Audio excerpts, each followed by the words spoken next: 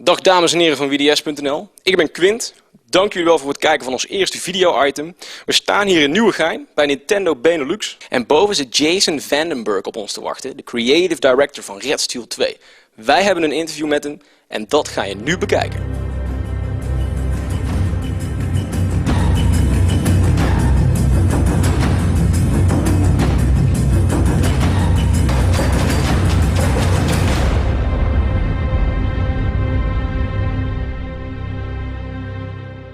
Okay, well, thank you very much for joining us today, Jason. My pleasure. We got a few questions for you. First off, to start off this interview, could you tell the VDS.nl visitors a brief summary about Red Steel 2? Sure. Go ahead. It would be my pleasure.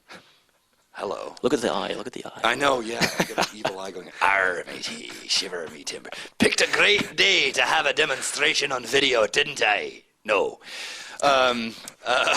So, Red Steel 2 is a first-person sword-fighting game where you also have guns. Awesome. And it's a Wii Motion Plus exclusive. For the first time, you will believe that your Wiimote is a sword. That's my prediction. We'll see if it's true. You'll have to tell me. Yeah, okay. Okay, and why isn't there a multiplayer in the game? Because it's basically a single-player game. It is completely a single-player game, yes.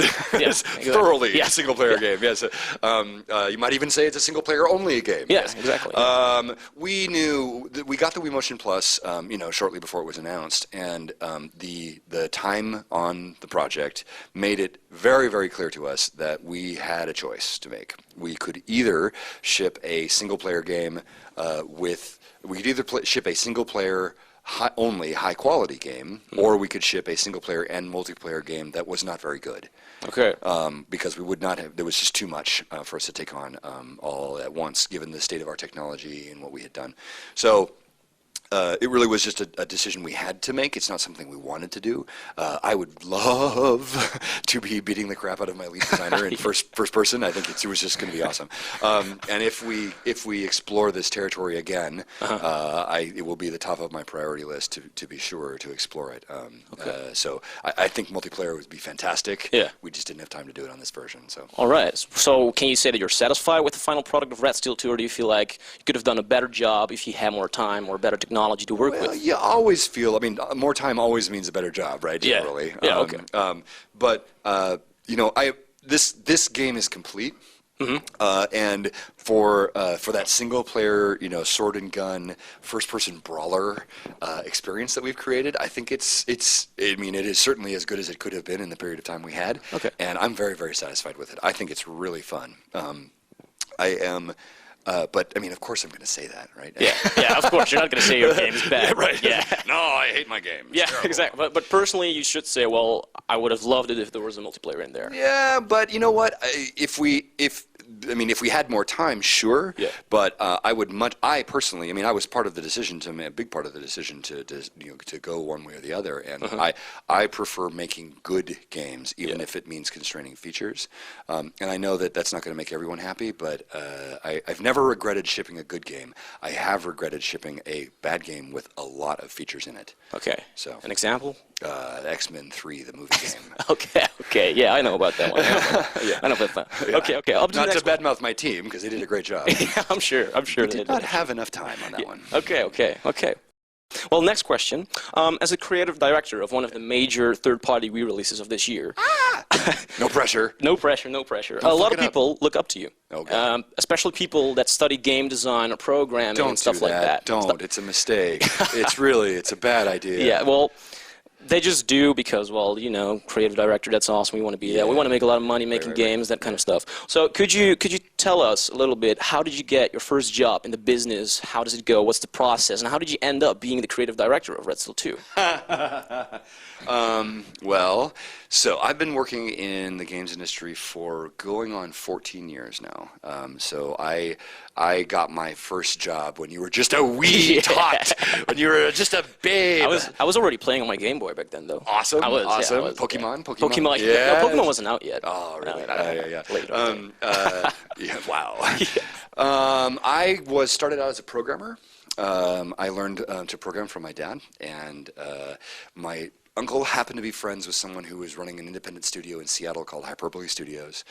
They were making the X-Files game, and I had studied filmmaking in college, film and theater, because I thought I wanted to be a movie director, because I had not even imagined that you could have a job making video games. In 1996, that did not seem possible to me. But when I did find out about this, I interviewed with them, and they, out of pity, I think they gave me a job as a programmer on the X-Files game, the last great full motion video adventure game, point-and-click adventure game, and the rest was just sticking with it. Got a gig at EA working on Bond, and sort of rolled through. Really, the creative director gig here came to me because I was at Activision, and at the time I was starting to look for a new job, a new gig, because my studio had started making Guitar Hero games, and that's fine. I love Guitar Hero, but there's no design to be done. I make action games, right? This is what I do. And by coincidence, I mean, it was 1 week later, right? I decided to go and look for a new gig, and then 1 week later I got an email from Ubisoft saying, "Hey, Red Steel 2." And I was like, hell yes, Red Steel 2. I'm a huge sword fighting geek, and I would love to work on that title. And flew out to Paris, and my wife convinced me that we could relocate to Paris from San Francisco. Yeah, that was important. Yeah, it was a big deal. It's a big move. I think probably Ubisoft gave me the gig because they couldn't find anyone else more qualified. That was probably. Is that bad, really? Yeah. Oh, okay.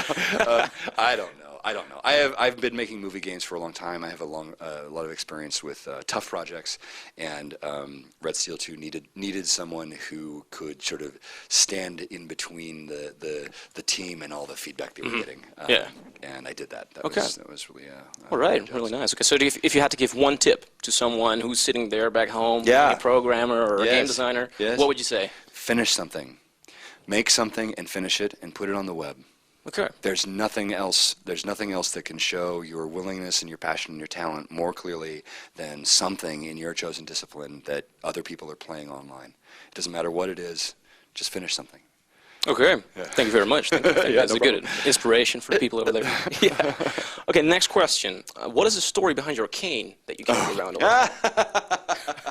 Believe it or not, this is the first time I've ever been asked that in an actual interview. Yeah, congratulations. Yeah. I've been looking it up on Google and stuff. I couldn't find it. I was like, I'm going to ask. Because no one has asked. No one has actually asked. I shattered my kneecap in Paris. The month 4 in Paris, I slipped on some ice and destroyed my left kneecap. Dang. Yeah, but if you're going to break your kneecap, the right place to do it is France, because they have excellent health care, and they put it all back together.